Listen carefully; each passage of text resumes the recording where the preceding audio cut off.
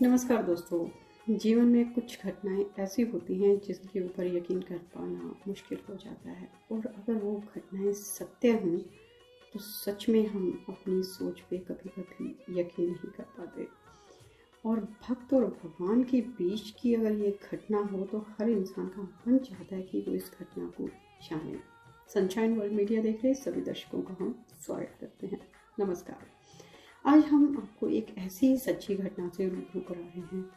ये घटना 1880 की है। 1880 बनारस के तुलसी गांव की।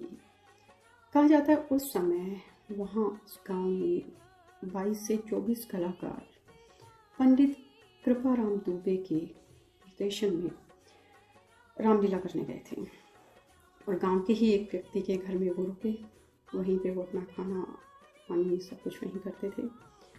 अब क्योंकि उस समय रामलीला का अपना एक महत्व होता था, लोग श्रद्धा के साथ करते थे और श्रद्धा के साथ देखते थे, पूरे विश्वास के साथ। अब क्योंकि कृपाराम दुबे जी उसके निर्देशक थे, तो जो साज सज्जा का कार्य था वो फौजदार शर्मा जी की जिम्मेदारी थी। अब इस बार जो कलाकार थे उनमें जो भगवान राम का चरित्र जिसने निभाया वो एक 17 साल का नवयुवक था। अब पंडित कृपाराम जी ने शाम को सभी को बिठाया और बातचीत में उन्होंने फौजदार से कहा कि इस बार जो धनुष है वो थोड़ा हल्का बनवाएं, क्योंकि वो 17 साल का बालक है, बच्चा है, किशोर है, उसके लिए मुश्किल हो जाएगी। इस बात पे जो फौजदार थे वो भड़क गए। उनकी पंडित जी से अच्छी बहस हुई और उन्होंने सोचा कि इस बार पंडित जी को सबक सिखाया जाए।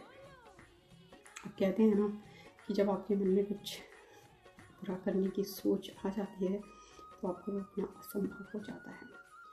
इसी सोच को लेके वो वहाँ के लोग जो जिसके घर में रह रहे थे, घर के मालिक से कहा कि रामलीला मंचन के दौरान एक लोहे की छड़ की ज़रूरत पड़ गई है। तो अब घर के मालिक ने एक मोटी सी लोहे की छड़ ढूंढी और वो फौजदार को दे दी। फौजदार ने वो छड़ ली। रातों रात वो साथ के गांव में गया, वहाँ के लोहार के पास उसे कहा कि इसको जो है धनुष का आकार दे दिया जाए। तो जो लोहार था उसने वो बना दिया। फौजदार वापस आया, उसके ऊपर कपड़ा लपेटा, चमकीला पेपर लगाया, उसे धनुष का आकार दे के तैयार कर लिया। रामलीला मंचन जब शुरू हुआ तो चुपके से फौजदार ने जो नकली धनुष था लकड़ी का, उसकी जगह पे वो लोहे की छड़ रख दी। तो रामलीला का जो मंचन था वो शुरू हो गया। जो 17 वर्षीय किशोर था जो भगवान राम का एक किरदार प्ले कर रहा था, क्योंकि संजोग से उसी दिन धनुष टूटने की घटना का मंचन करना था। उसने जैसे ही धनुष को उठाने के लिए अपना हाथ बढ़ाया तो उसकी हालत ख़राब हो गई, क्योंकि वो इतना भारी था कि वो समझ गया। उसने अपनी कातिर नज़रों से पंडित कृपाराम दुबे की तरफ देखा। पंडित जी समझ गए कि इस बार कुछ तो गलत हुआ है।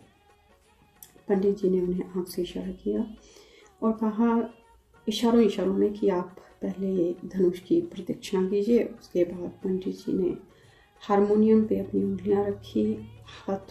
उनके हाथ जिस तरह से हारमोनियम बजा रहे थे वो वैसे ही उनके जो नेत्र थे वो सजल हो उठे। उन्होंने मन ही मन भगवान राम की स्तुति की और कहा, प्रभु आज उस कलाकार की इज्जत का नहीं, आज तो साक्षात आपकी इज्जत का सवाल है, क्योंकि अगर ये मंचन गलत हुआ तो वो कलाकार नहीं, आप हास्य के पात्र बन जाए। और उन्होंने नेत्र बंद कर लिए और हारमोनियम से अपना राग अलापना शुरू कर दिया।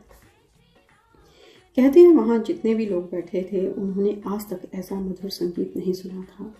उनसे वो हारमोनियम से दिव्य स्वर निकले कि हर बंदा मंत्र मुग्ध हो गया। तो थोड़ी ही देर में वो देखते हैं कि आकाशीय बिजली जो है वो घूमने लग गई। चारों तरफ अलग तरह की रोशनी, एक अलग ही आभा। कोई कुछ समझ नहीं पा रहा था कि ये क्या हो रहा है। तभी जो कलाकार था उसने धनुष को उठाया, आसमानी बिजली कड़की और धनुष के 2 टुकड़े हो गए और सभी ने जय श्री राम का उद्घोष किया। और पंडित कृपाराम दुबे कलाकार की और उनके चरणों में